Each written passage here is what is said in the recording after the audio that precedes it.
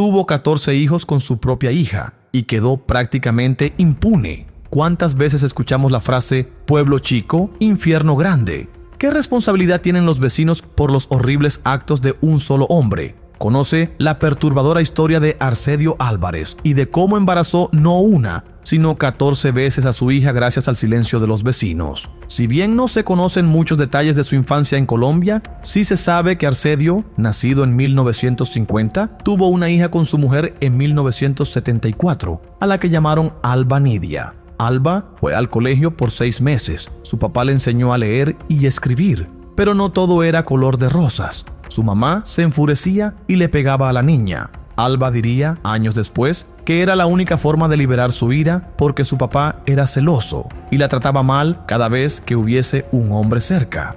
Su madre fallece y Arcedio queda a cargo de la pequeña. Ambos empezaron a vivir con la tía de Alba y tuvieron un breve periodo de paz. A su lado, Arcedio no se acercaba a la niña, pero todo cambió cuando su tía se casó y abandonó esa casa. Allí empieza el infierno de la joven, que a los 13 años da a luz a su primer bebé, que a la vez era su hermano. Luego, los 3 se mudaron a Mariquita, un pueblo frutero en el oeste de Colombia, para tiempo después establecerse en La Cabaña, un poblado de campesinos. La mayoría eran pobres y ya no eran 3 al llegar aquí. Arcedio había sido nuevamente padre. Todos los días se acostaban juntos. Si ella se hacía la dormida porque no tenía ganas de tener relaciones, él se despertaba enojado y ella se sentiría culpable por el resto del día. Los Álvarez no eran personas muy sociales y Nidia solo salía de casa acompañada por su padre para comprar lo suficiente para alimentar a su familia, aunque no llamaban mucho la atención. Sí era raro que la niña no fuese al colegio y la verdad salió a la luz cuando de repente en el mercado notaron que estaba embarazada. No tenía novio, siempre estaba en la casa, solo se la veía con el padre. La respuesta era tristemente obvia. A lo largo de 20 años la historia se repitió una y otra vez, siendo un total de 14 partos. Solo sobrevivieron 3 niños y 5 hijas. Ninguno fue inscrito en el registro civil de nacimiento, por lo que tampoco pudieron anotarlos en la escuela pública de la zona. Una sola vez, recuerda Alba, se enamoró de un vecino de 17 años. Ella pensó que con haberle dado un hijo a su padre ya podía tener una vida normal. Su papá, excepcionalmente, dejó que el vecino la visite. Este le cantaba, le regalaba chocolates, lo más cercano que tenía a una relación normal. Pero cuando él se fue, Arcedio la molió a golpes. La pareja intentó escapar, pero Arcedio se presentó en la casa del vecino con un arma y Alba prefirió cortar la relación. Como era de esperarse, todos los partos eran en casa, no en un hospital. Lo que sí tenían era una partera, quien sería la primera cómplice de las aberraciones de Arcedio. Algunos vecinos, lejos de reconocerla como víctima, le reprocharon que no estaba bien tener intimidad con su padre. Lo amo como padre. Nunca lo vi como un hombre, nunca. Es mi papá, dijo Alba Nidia sobre Arcedio. Probablemente por cobardía, nunca le dijeron nada a Arcedio, que daba la sensación de ser un hombre extremadamente serio. Hasta que un día, un llamado a la puerta le mostró a Nidia una luz en la oscuridad. Se trataba de representantes de las iglesias católicas, Bienestar Familiar y Secretaría de Educación Local. Sin embargo, ellos no fueron a investigar nada, solo estaban de pasada. No estaban al tanto de que los niños no estaban legalmente registrados, ni les llamó la atención la diferencia de edad de Nidia y Arcedio. Su objetivo era solo charlar para motivar a los niños a ir al colegio, algo que evidentemente nunca sucedió. Un día, el diablo que vivía en esa casa decidió mostrarles a sus hijos mayores cómo tratar a una mujer. Lo hizo nada más y nada menos que abusando de otra de sus hijas de alrededor de 11 años. Este fue el balde de agua fría que Nidia necesitaba para tomar coraje y ponerle fin a la situación. Paralelamente, el mundo fue sacudido por el caso de Elisabeth Freckel, una joven de Austria que, al igual que Nidia, había sufrido el abuso de su padre y parido un total de 7 hijos, oculto del resto del mundo, ya que no salía del sótano de su casa. Esto puso en la agenda de las organizaciones de derechos humanos el tema del incesto.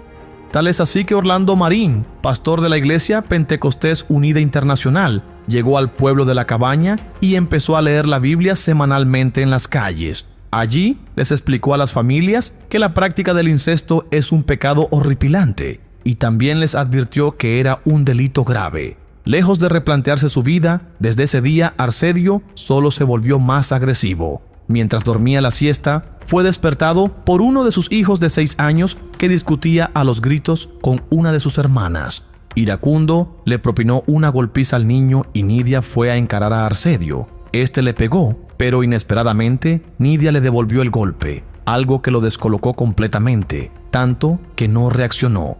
Con el respaldo de sus hijas mayores, que por primera vez en 20 años había mostrado firmeza ante su padre, Nidia tomó sus cosas y, acompañada de 6 hijos de sus 8 hijos, volvieron a Mariquita, donde luego de instalarse hicieron la denuncia ante las autoridades, tanto por la golpiza al niño como las 2 décadas de abusos. Los hijos varones de 18 y 16 años, corrompidos por Arcedio, decidieron quedarse con su padre. Gracias a su persistencia, Nidia pudo conseguir trabajo en un restaurante donde tras jornadas de 15 horas diarias podía darle de comer a sus 6 hijos, que quedaban a cargo de su hermana mayor. La joven fue sin dudas la fuente de esperanza más grande de Nidia, pero la justicia es lenta y aún faltaba mucho para llegar a una resolución. Un comisario de familia notó que habían pasado meses desde la primera denuncia y Nidia no estaba recibiendo soporte alguno, por lo que le pasó el archivo a Hugo Parra, colaborador de la concejal Jiménez. Ambos se presentaron en la casa de Nidia, que si bien tenía 35 años, el maltrato y la pobreza extrema en la que vivía la hacía parecer de 70. A su vez, la casa no tenía agua potable y un olor nauseabundo reinaba. Es una mujer introvertida, pero muy dedicada a sus hijos. Es muy trabajadora. Jamás la escuché hablar mal de su padre. Siempre se refería a él con tristeza, dijo la propietaria de la vivienda. La historia se hizo pública y finalmente, en enero de 2009, presentaron el caso ante el fiscal general de la Nación. Tomé esta decisión por la voluntad de Dios, gracias a un pastor que rezó por mí muchas veces. Eso fue lo que me dio fuerza, le dijo Nidia a la prensa. Miremos el siguiente clip, donde resume lo que le pasó. Mi situación es que soy una mujer que en pocas palabras he sido violada por mi padre y de esto he tenido 14 hijos. Todo por la timidez y de uno ser del campo que uno le parece al mismo tiempo como normal. Después de 2 meses de investigación en profundidad, el 27 de marzo el Cuerpo Técnico de Investigación Criminal y Judicial llegó a la plantación de caña de azúcar donde trabajaba Arcedio.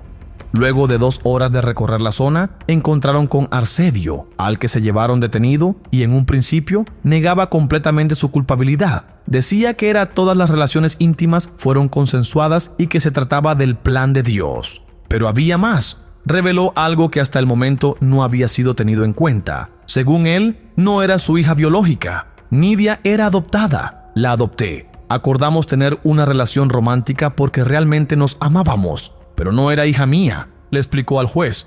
Por supuesto, esto no tenía sentido, ya que no puede llegar a tal acuerdo con una persona que tiene 5 años, cuando la tocó por primera vez. Ricardo Correa, abogado de Arcedio, usó esta excusa como principal defensa de su cliente. Al enterarse de esto, Nidia estalló en enojo, lo trató de mentiroso y le dijo a los policías que esta era la excusa que ponía cada vez que abusaba de ella. Gracias a las pruebas de ADN, los dichos de Arcedio fueron desmentidos por la ciencia también.